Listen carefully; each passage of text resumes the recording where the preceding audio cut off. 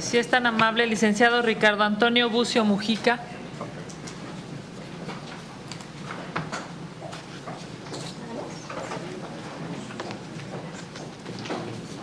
Adelante, licenciado, conforme al formato tendrá 5 minutos.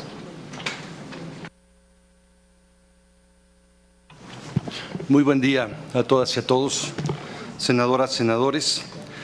Reconozco este proceso transparente como un signo democrático de una designación pública para garantizar la imparcialidad y la legitimidad del resultado.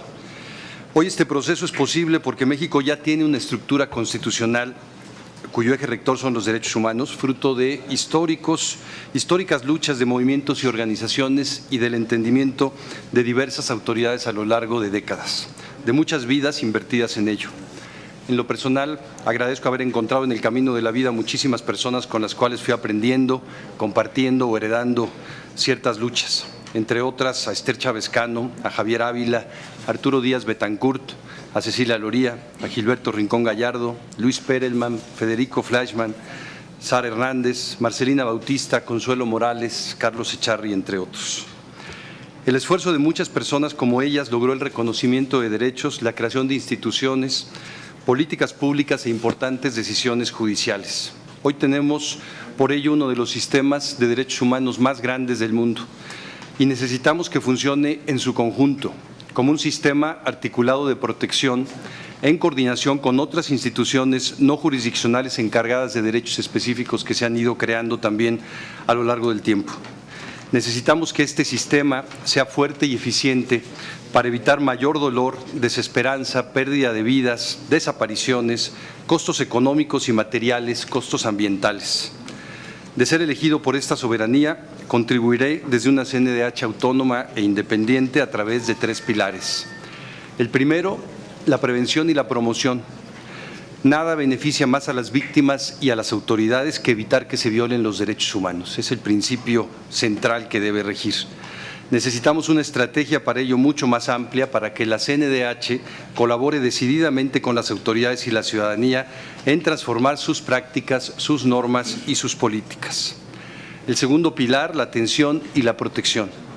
Nada sirve más cuando hay violaciones a derechos humanos que atenderlas y resolverlas con la mayor celeridad. Rediseñaremos el mecanismo de atención a quejas, fortaleciendo el trato digno y cercano, el compromiso institucional con los peticionarios, mejorando las medidas precautorias, la conciliación inmediata, la pertinencia cultural, las capacidades de investigación, sobre todo en violaciones graves, y ampliando el uso de las tecnologías. El tercero, reparación, restitución y no repetición. Para lograr la garantía del ejercicio de derechos y evitar un ciclo de violación continua, es indispensable mejorar de fondo el mecanismo de seguimiento a las recomendaciones, enfatizando el impacto estructural y el rediseño institucional. Impulsar la justicia transicional y restaurativa y los criterios de atención a víctimas. Propongo trabajar estos 3 pilares en base a lo siguiente: llevar a cabo un rediseño funcional con estándares de eficiencia, de austeridad, de calidad y calidez en el servicio público. La CNDH no debe prolongar el dolor de las víctimas, debe atenderlo y evitarlo. Este ha sido mi compromiso de conducción institucional. Se debe y se puede fortalecer su carácter técnico y profesional como institución de Estado que colabora con poderes públicos, organismos internacionales y sociedad civil. Mi trayectoria da cuenta de mis competencias para ello, para sumar, para multiplicar esfuerzos. Asumir con toda firmeza la igualdad de género en todas las actuaciones, programas, mecanismos y resoluciones de la CNDH y también en su diseño interno. Y transformar la comunicación hacia la sociedad, las víctimas y con las autoridades. Quiero presidir la CNDH ofreciendo mi compromiso de 35 años con los grupos de población más vulnerados. Esa es mi opción de vida personal y profesional. Quiero aportar mi capacidad de diálogo y articulación con los poderes públicos, con los órdenes de gobierno. He colaborado con autoridades de muy distinta expresión política, siempre centrado en las personas y en las víctimas, y reconociendo que siendo México una nación plural, son los derechos lo que nos ha de unir. Ofrezco mi experiencia en el nivel local, nacional e internacional, mi capacidad de gestión austera y eficiente de instituciones públicas de derechos humanos y mi apego estricto a la imparcialidad política. Senadoras, senadores, la decisión que ustedes tomen va más allá de la persona que elijan para la CNDH. Es indispensable que todas las autoridades cumplan con sus obligaciones de derechos humanos, especialmente para transformar la grave situación que vivimos. Es el momento de hacer realidad el texto constitucional. Ese será el punto de inflexión para México, que todas las autoridades en el ámbito de su competencia promuevan, respeten, protejan y garanticen los derechos humanos. México puede lograrlo y tiene en la CNDH un valioso instrumento en donde quiero y puedo aportar. Poner en el centro a las víctimas, a quienes viven mayor vulneración, fragilidad y pobreza, es el camino correcto de la reconciliación y la paz y es un poderoso antídoto contra la violencia. Muchas gracias. Muchas gracias, licenciado.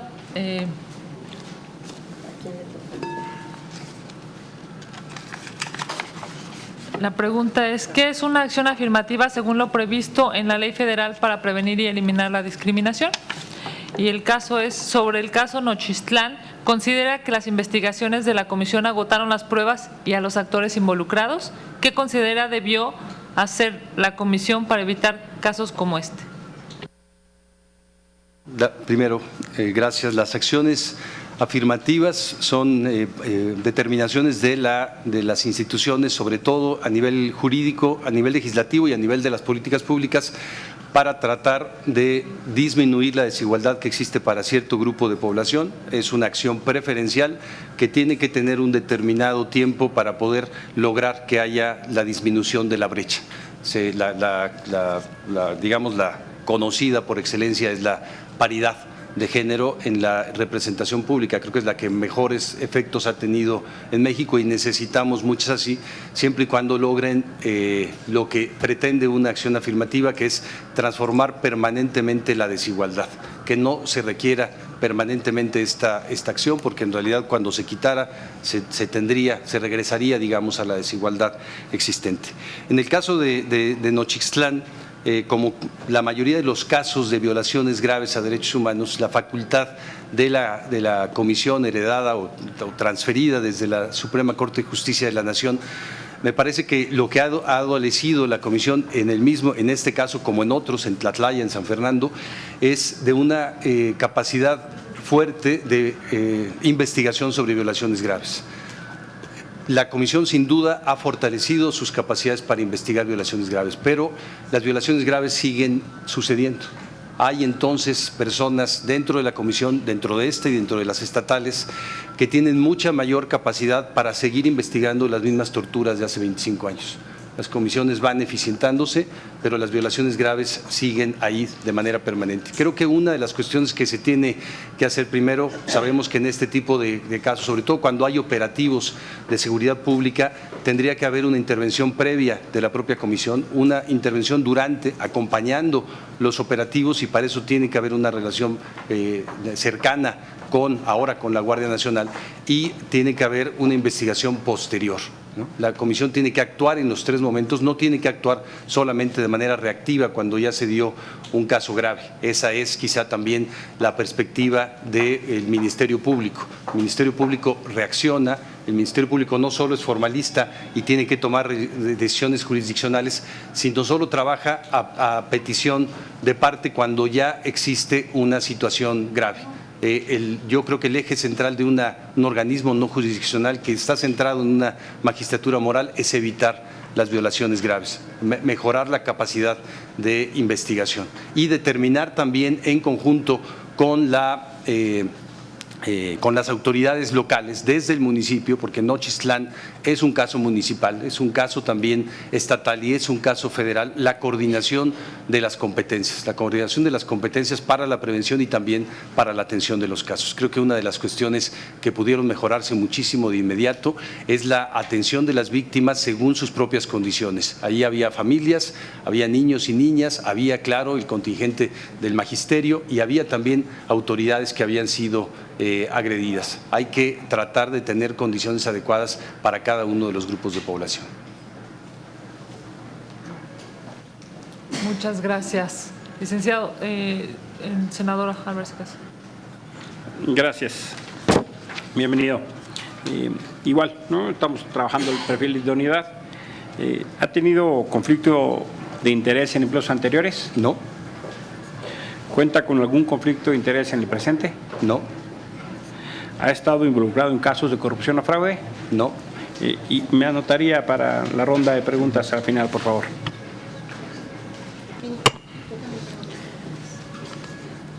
En cuanto a los factores de independencia personal, le pregunto, ¿cuenta con independencia político-partidista? ¿Es un aspirante que no compromete su actuación en función de una afiliación a algún partido político? No, no tengo nunca he tenido afiliación partidista.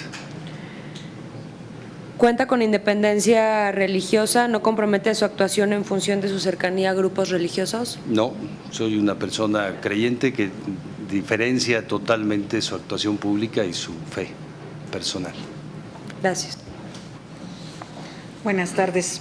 Respecto a probidad, en caso de ser usted electo presidente de la CNDH, ¿está dispuesto a hacer pública su declaración 3 de 3? Claro, ¿Ha sido usted señalado, denunciado o cuenta con alguna sentencia condenatoria por violencia familiar o delitos sexuales? no, ¿Ha sido usted señalado, denunciado o cuenta con sentencias condenatorias por incumplimiento de sus obligaciones alimentarias? no, ¿Ha expresado usted opiniones públicas en medios o en redes sociales contrarias a los derechos humanos?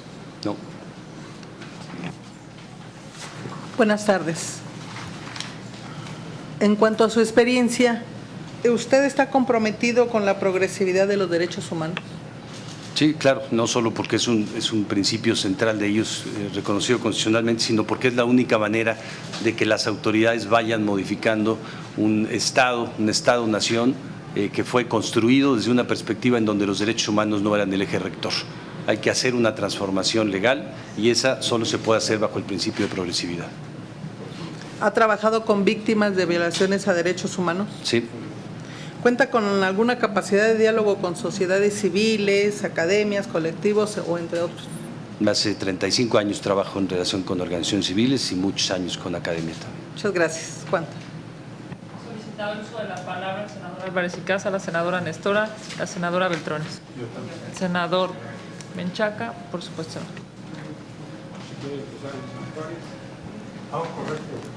Gracias.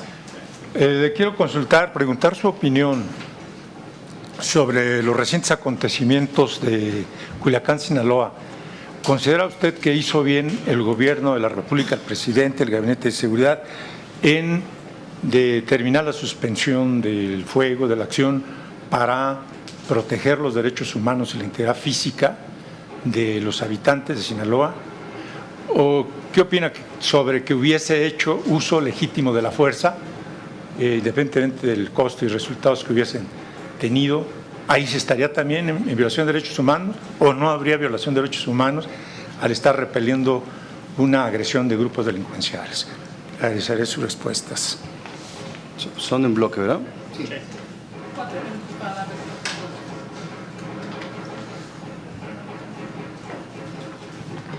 Gracias.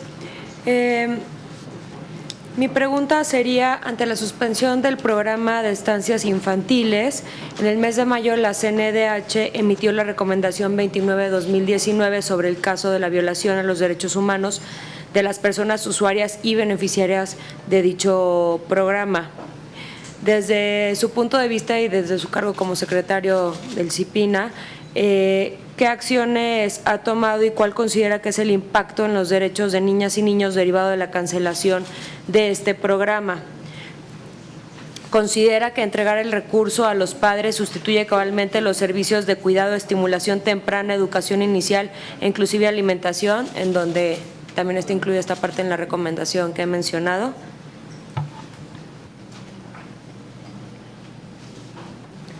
¿Qué tal? ¿Conoce alguna recomendación que haya hecho la CEDAW al Estado mexicano? ¿Y en qué sentido, por favor?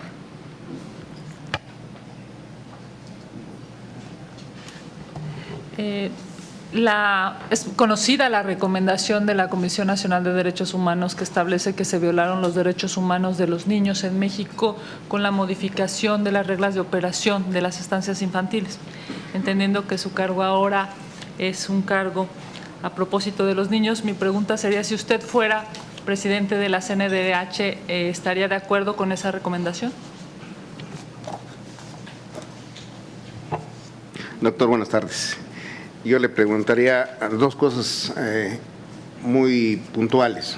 Una, a veces se maneja el no haber participado en partidos políticos o en alguna entidad gubernamental como una ventaja, como ser bueno, y si alguien ha participado en un partido político o ha hecho ejercicios de su derecho humano de participar o tener la religión que decida, eso es malo.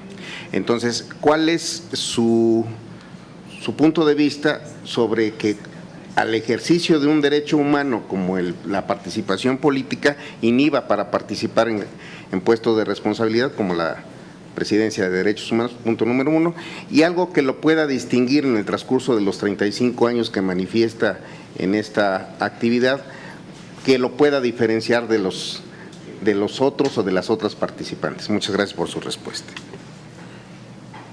Gracias. Igualmente, ya se ha hablado del problema de aceptación de las recomendaciones. ¿Qué se puede hacer para mejorar, ¿no?, esa aceptación y cumplimiento de las recomendaciones? Desde su punto de vista, ¿cuáles serían los elementos que tendríamos que atender? ¿O qué haría usted si fuera elegido titular? Y la segunda es cómo potenciar la cooperación con los organismos internacionales. En ocasiones la CNDH en el pasado fue un obstáculo, ¿no?, para la cooperación internacional. Contrario a la práctica internacional, de manera muy increíble en México, la CNDH más bien era obstáculo que apoyo. ¿Qué hacemos para aprovechar, ¿no? Y la tercera es, México es el país más denunciado en la Comisión Interamericana de Derechos Humanos y simultáneamente tenemos el sistema más grande del continente, ¿no? Es el más costoso o el que más dinero significa y el más robusto al continente. ¿Y qué hacemos para disminuir esa paradoja? Bueno, yo tengo dos preguntas. ¿Se encuentra usted en funciones en el Sistema Nacional de Protección Integral de las Niñas, Niños y Adolescentes o solicitó licencia para participar en este proceso? Esa es una. La otra, quiero preguntarle su posición en torno a la actuación que se le hizo cuando usted estuvo al frente de la CONAPRED. Se dijo que usted congeló por razones políticas un expediente de una víctima de la Comisión Federal de Electricidad por actos de discriminación por ser portador del VIH. ¿Qué puede decirnos al respecto? Licenciado, tiene 4 minutos, entendiendo la saturación de preguntas, pero eso dice el formato. Adelante, por favor. Bien, muchas gracias. Bueno, perdón, no las voy a decir en orden, sino como me quedaron en las tarjetas. Sobre la recomendación de CEDAW, yo tuve la oportunidad de participar en la delegación que México, donde se sustentó el examen en el 2012. Creo que las recomendaciones son muchísimas. Afortunadamente, ya no solo de la CEDAW sobre desigualdad de género, sino prácticamente todos los órganos de tratado de todas las convenciones tienen recomendaciones dirigidas con género. Diría una de la última sustentación que tiene que ver con la inacción o la falta de fuerza de las políticas públicas del Estado mexicano que han permitido el embarazo infantil y el embarazo adolescente.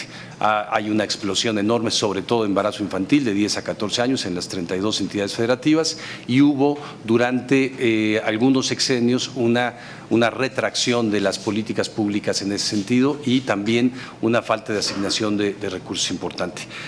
Sobre la senador Menchaca, yo soy servidor público de carrera, entonces yo no tengo ninguna perspectiva de que trabajar en el servicio público en principio es malo. A mí me parece que el servicio público es la manera realmente en donde se pueden hacer más acciones en favor de la ciudadanía. Hay muchísimas otras muy válidas, pero para eso es el servicio público, realmente para no solo hacer que se cumpla el marco legal, sino para fomentar el bien común. No creo, bueno, más bien la ley no establece ninguna restricción para tener una afiliación política, yo no la tengo, partidista, perdón, yo no la tengo, solo establece una restricción de tiempo y de cargos en específico, ¿no? Esa sí creo que es necesaria, porque podría haber conflicto de interés dependiendo del trabajo partidario que se hizo en un momento dado y la relación partidaria que se tenga con un gobierno u otro a los cuales se va a revisar. ¿En qué me diferencia? Pues me diferencia, además de la experiencia y de que este es mi tema de trabajo y yo lo voy a seguir haciendo en la comisión o en el espacio en el que pueda. También me parece que la capacidad de suma y de trabajo con muchísimas áreas. Yo trabajo con organizaciones civiles, trabajo con las instituciones académicas, trabajo de manera muy cercana con los organismos internacionales porque es la manera. Sí, yo creo la Comisión Nacional tuvo enormes errores que le dificultaron a México avanzar. Los organismos internacionales en realidad no solo establecen estándares más altos de protección de derechos, sino ayudan a avanzar la agenda en México, ayudan a acelerar los procesos, tienen operación técnica, tienen capacitación técnica. Hoy lo vemos claramente con el trabajo de ACNUR, de la OIM y de la Oficina del Alto Comisionado respecto de los derechos de las personas migrantes en nuestro país, por ejemplo. Termino también, senador Álvarez y Casa, yo estoy de acuerdo en que con el sistema tan robusto que tenemos, en realidad deberíamos ser el país que tuviera menos quejas en la Comisión Interamericana. Tenemos un problema, el mecanismo de atención es muy formalista y no es breve y sencillo tal cual lo dice la ley. Hay una contradicción grande. La ley dice expresamente las quejas tienen que tener un mecanismo de atención breve y sencillo y tiene que ser lo menos formalista posible porque no es Ministerio Público. Pero el reglamento de la CNDH tiene páginas y páginas acerca del reglamento, acerca del procedimiento de queja. Es una cuestión abigarrada, me parece, burocrática, que entorpece y lo que hace es que no se llegue a la resolución.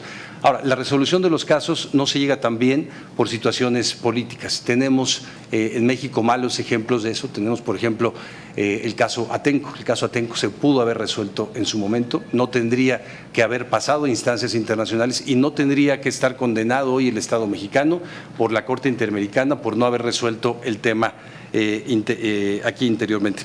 Perdón, me tomo un momento más. Senadora Nestora, sobre tomé días de vacaciones del CIPINA, no estoy obligado a tomar licencia y además dentro de la administración pública, en el reglamento interno de la Secretaría no se puede tomar. No existe la figura de la licencia, digamos, ¿no? Como para el Poder Legislativo, pero sí tengo días de vacaciones para seguir este proceso.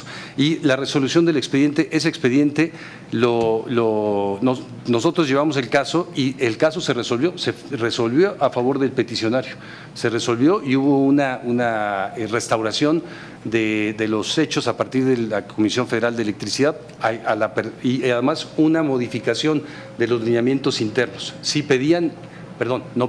hacían el examen de VIH-Sida sin avisarle a las personas y en base a eso le rechazaban el empleo. Tuvimos miles de casos, entonces no recuerdo todos en particular, pero ese sí. Después el peticionario, el abogado del peticionario se quejó por la dilación, no por la resolución del caso.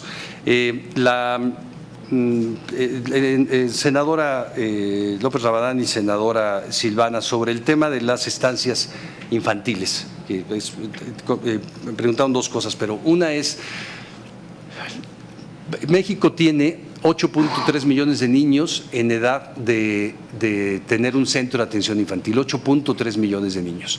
De esos 8.3 millones de niños, 7 millones no tienen cobertura de ningún servicio de educación inicial, que es el caso.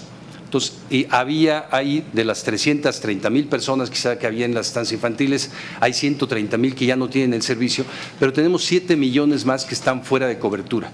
Y no solo están fuera de cobertura de la estancia como tal, sino de todos los servicios ligados a la primera infancia. ¿Qué se hizo? Y la tendremos próximamente además a partir de una decisión que ustedes tomaron con la reforma al tercero constitucional. en la reforma del 15 de mayo se obligó a que el Ejecutivo emita una Estrategia Nacional de Primera Infancia. Esta va a estar emitida antes del 11 de noviembre de este año.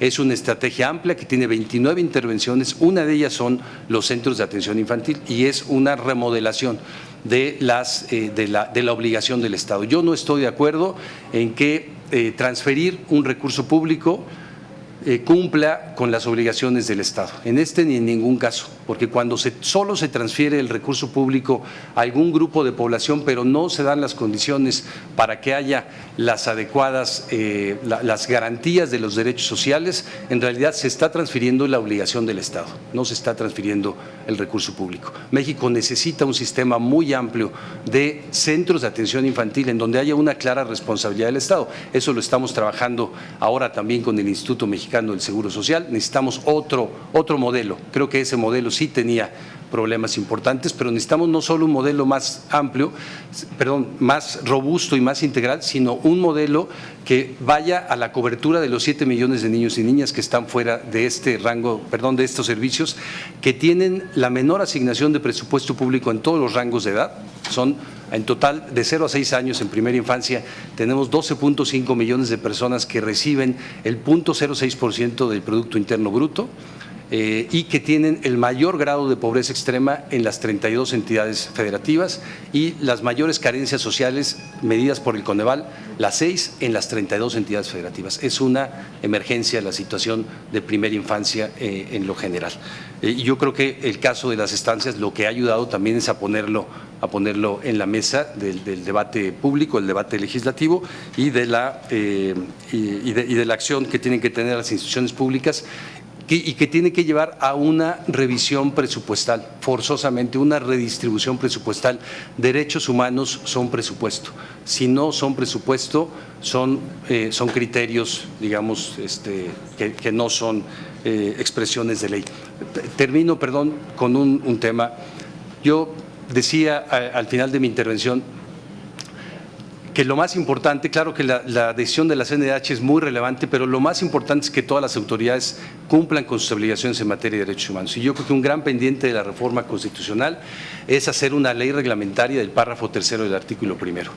Esa obligación general de cumplimiento de derechos va a ser un principio general, pero no va a ser una definición clara para los poderes públicos, para los organismos autónomos, para los órdenes de gobierno, si no especificamos qué quieren decir las obligaciones generales de derechos humanos para cada uno de los entes. No estoy hablando entidad por entidad, pero sí de los poderes, de los órganos autónomos y de los órdenes de gobierno. El ejemplo, digamos, positivo en ese sentido es el anterior párrafo 3º del artículo 1º, ahora el 5º, que es la cláusula antidiscriminatoria que estableció una ley reglamentaria, la ley federal para prevenir y eliminar la discriminación, una institución y una serie de situaciones que se han expresado, sobre todo en muy importantes decisiones judiciales que han ido transformando las políticas públicas.